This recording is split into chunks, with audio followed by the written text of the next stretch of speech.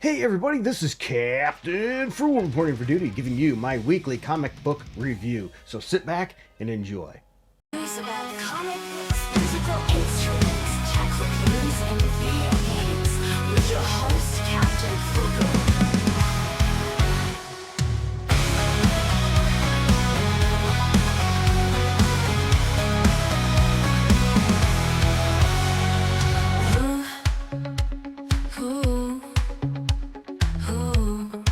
Welcome back, comic book fans, and welcome back to the channel.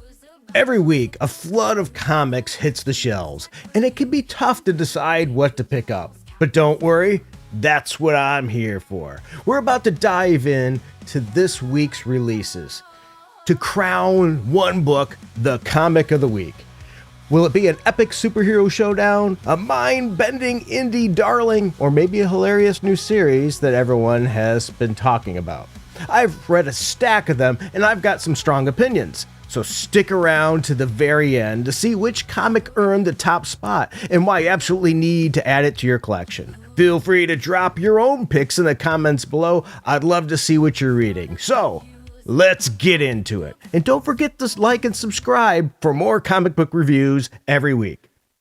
Welcome back to the weekly comic review. There is a couple issues I didn't get to yet. I didn't realize some came out, so I'm going to have to go and get those. So I don't have them here, but what is my number one pick? It might surprise you this week. Let's start with Batman number 8. With a 1,838 ratings, 3.8 score on League of Comics Geeks. A lot of people are getting this book. You know what? I gave it a 3.8 as well. We were dead the same on that one. I don't know, maybe I'm mellowing in my age. There is some interesting open order covers for this, and some that I could not care a lot about either. So it's take it as you will. The main cover is, it's okay. The writer is Matt Fraction, artist is Ryan Sook. I think it's good art and good story development in this issue for both heroes as well as the villains. It's not an action-packed kind of issue. We learn more about what's going on with Vandal Savage and potentially why he's doing what he's doing in Gotham. And we get a good guest star in here with Alan Scott, Green Lantern. So it's a slow-paced issue, but in my opinion, a good issue nonetheless. Looking at other scores, I do see it being as a mixed bag. For example, here is some of a 4.5 star. I absolutely love the vibes here. Holy crap, this is great. By the way, I do edit these for language. 3 Old Men, One Night in Gotham tells 3 different stories about a single night in Gotham. Shocking. I know. Alan Scott meets up with Batman to discuss the hows and whys about Vandal Savage in Gotham, and I love it. Yeah, I thought that was an interesting take too as well. Let's look at a 4-star here. The issue may feel boring or get a low rating because it focuses on dialogue, which is true, it does, but I believe it'll be important to the plot unfolding towards the siege in issue 9, and that's what I figured too. It actually wasn't just blah blah blah for the sake of who likes cookies, though there's a little bit of coffee talk there. It was an interesting take, and I think it gives Alan Scott some good presence as well. Let's look at a 3.5 star. A lot going on at the moment. Let me start with the usual. Art and colors are stunning. I love how Alan and Ivy look. This is probably going to be shorter than usual because I generally don't have much to say aside from this. Matt Fraction is offering us 3 different storylines at the same time with this one. Yeah, and that's what we get. I think overall it's a fun issue. I'm trying to find something bad, so here's a 2-star. Let's be precise about what's actually failing here, because Poison Ivy becomes mayor isn't just a bad idea, it's a category error. That I do tend to agree with. Who would ever have voted her in? But then again, we are in a day and age where we're getting people voting for like AOC and things, so hey, maybe it is more realistic than what we care to admit. What are your thoughts on this issue? I'd love to know. Let me know in the comments below. The next issue I want to talk about is Batman Superman World's Finest issue number 50, an oversized issue, 469 ratings, 3.9 score from League of Comics Geeks, and I gave it a 3.5. So not as high. Mark Waid is the writer, continuing still. Artist is Dan Mora. We get a lot of interesting characters in this particular issue. Yes, we do. Decent art in it. And our heroes are going after Dr. Destiny in the first story, because we get a couple.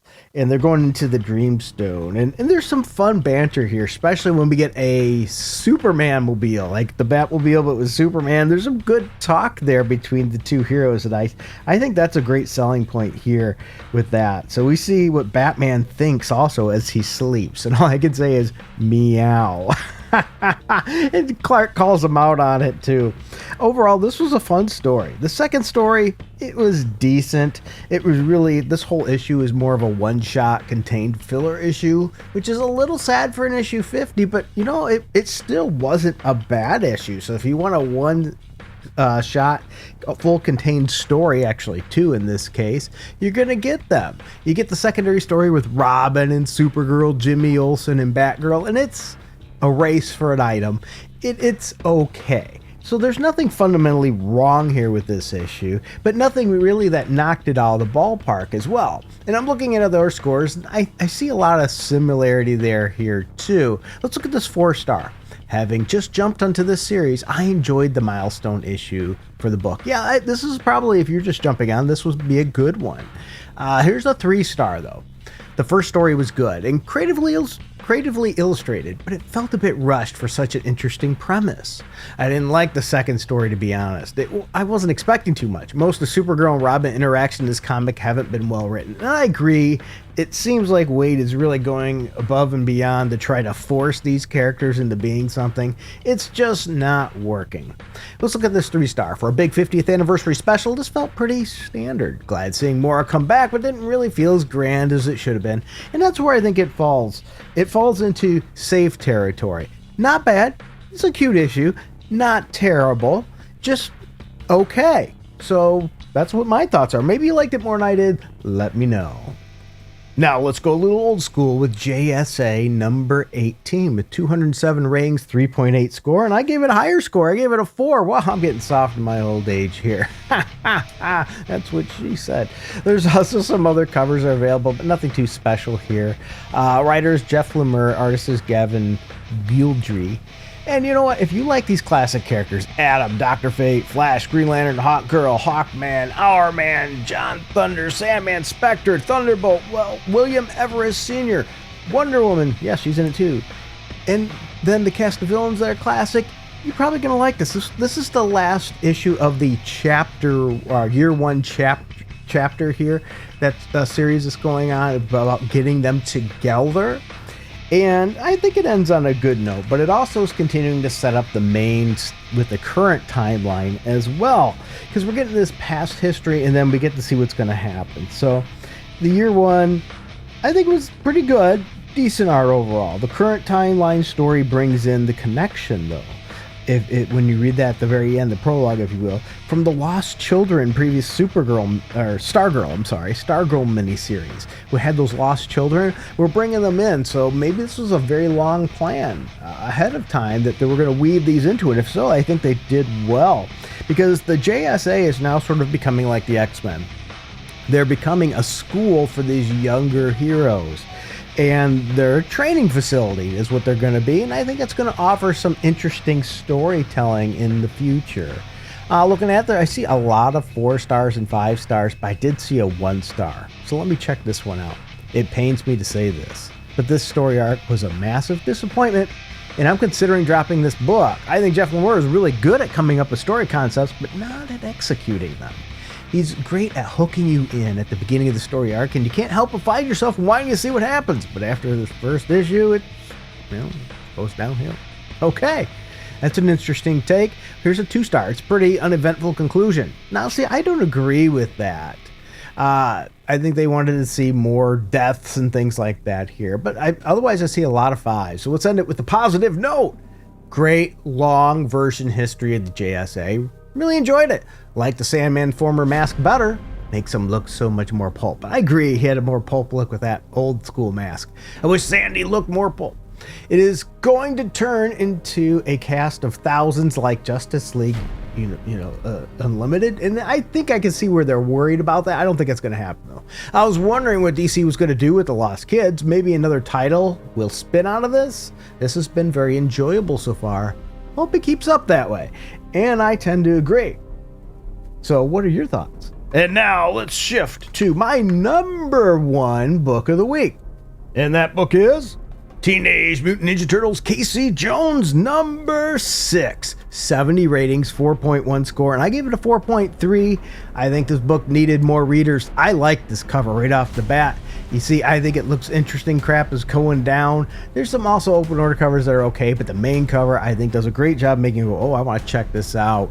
So anyway, writer is Alex Pacadell and artist is Amansi Neferum and Max Rayner. And so we have the critically, in my opinion, acclaimed, because I like this series. The finale is here. Yeah, Casey and Ludwig's battle reaches its brutal, bloody end as everything goes down. And this issue is definitely brutal. Fantastic cover, exciting issue, good interior art. The hunt for Casey, Ludwig, and Sally is on. Can they survive? Well, they turn it around on these hunters pretty quick. There's good action. This is a great mini-series. I think it's so good. I hope that we get more Casey Jones series. Sure, we can have the Turtles go into it once in a while. Definitely. A fantastic issue. Solid conclusion. Give us more Casey Jones. Let's check what some other people are saying, though. A really good series with Casey taking focal point. Not everything gets wrapped up, leaving a lot up in the air for a sequel, but this was more focused on Casey's journey on coming back from his near-death experience and how he manages it. And that was a 4-star review, and I agree. Here's another 4-star. This was a fun series that did more than scratch the Casey Jones itch. Ludwig was a surprising villain for me. He hunts mutants down, mutants for Jack, in exchange for Nostrum. Nostrum's a temporary mutagen that enhances his conscious and physical ability. But now all he wants to do is eat breakfast with Jack's family. It's because he wanted to be human. He was feeling human and wanted that, and he felt it was slipping away from him. And that was the issue, the key problem there. I liked it. Here's a 3.5. I'm excited to see that lots of heroic sacrifice with this series was built to. I wish this series was built to go longer. I'd have this over Shredder's ongoing any day. I can't say anything on that because I have not read any of Shredder's ongoing. He also said, so April and Casey, good terms again? Yeah, pretty good. Pretty good ending, pretty intense. We see Casey and April on good terms. We'll see what happens hopefully next. But that's why this, with a strong 4.3, is my comic book of the week. What's yours? I would love to know. All right, everybody, thank you. Take care. Take care of somebody else. Be pleasant to each other. Let's have a little fun in life, but yet also remember the people that we care about. And I care about you too, so I hope to hear from you in the chat below. Thank you, everybody. Take care. Until next time, keep it frugal.